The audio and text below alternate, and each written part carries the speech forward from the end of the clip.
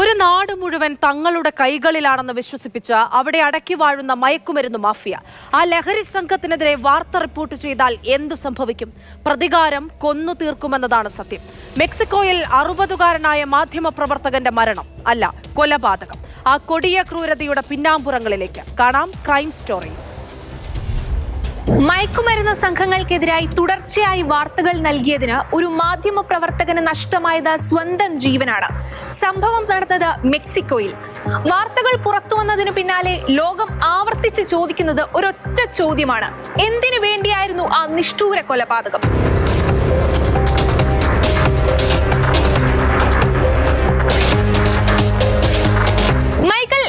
Beltran എന്ന Mexican മാധ്യമപ്രവർത്തകൻ തുടർച്ചയായി മയക്കുമരുന്ന് സംഘങ്ങളെ പറ്റിയും അധോലോക ഗ്യാങ്ങുകളെ പറ്റിയുമെല്ലാം വിശദമായ വാർത്തകൾ റിപ്പോർട്ട് ചെയ്യാറുണ്ടായിരുന്നു. കണ്ടെത്തിയ വാർത്തകളുടെ വിവരങ്ങളെല്ലാം അദ്ദേഹം പങ്കുവെക്കാറുമുണ്ടായിരുന്നു. അതുകൊണ്ട് തന്നെ വാർത്തകൾ റിപ്പോർട്ട് ചെയ്യുന്ന മാധ്യമപ്രവർത്തകരോട് ഇത്തരം സംഘങ്ങൾക്ക് വലിയ വൈരാഗ്യമുണ്ടായിരുന്നു.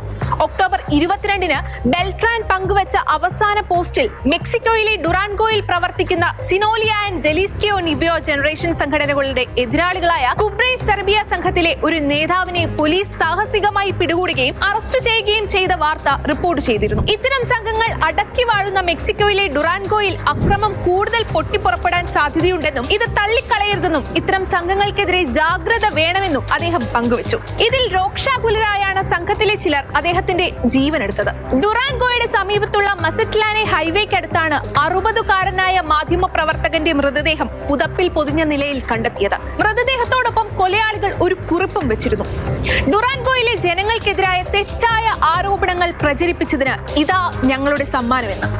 മാധ്യമ പ്രവർത്തകരെ ലക്ഷ്യം വെച്ചുള്ള കൊലപാതകങ്ങൾ മെക്സിക്കോയിൽ പതിവാണ്. 2025-ൽ ഇതുവരെ 7 പേർക്കാണ് ജീവൻ നഷ്ടമായത്. 1994 മുതൽ ഇതുവരെയുള്ള കണക്ക് നോക്കിയാൽ 150-ലധികം മാധ്യമ പ്രവർത്തകർ കൊല്ലപ്പെട്ടിട്ടുണ്ട്. അവരെല്ലാം മെക്സിക്കോയിലെ വിവിധ പ്രദേശങ്ങളിൽ കുപ്രസിദ്ധമായ മയക്കുമരുന്ന് കടത്തുന്നതും അത്തരം സംഘങ്ങളെ പറ്റിയും വാർത്തകൾ റിപ്പോർട്ട് ചെയ്തിട്ടുള്ളവരാണ്.